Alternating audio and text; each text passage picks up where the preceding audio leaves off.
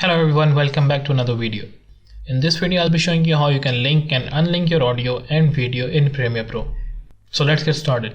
So for that you need a video and I'm going to place it on my timeline. And here you can see if I'm clicking on the video, it is selecting both video and audio. What I'm going to do, I'm just going to right click on that and I'm going to hit this mark, that is unlink. Just click on this and here you can see if I'm selecting the video, only the video is moving, not the audio, because they are now unlinked. And this is also a method, so you can remove your audio if you want. You can also move your audio to any part of the timeline here, but of course this will make your audio and video out of synchronization, so I'm going to put it back here. And suppose if I'm working with multiple clips, just like here,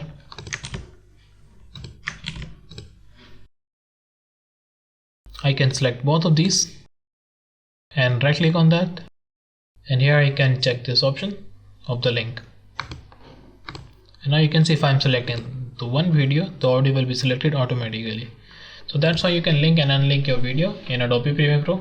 If this video helps you, make sure to leave a like and subscribe to the channel for more. Thank you for watching. I'll see you in the next one.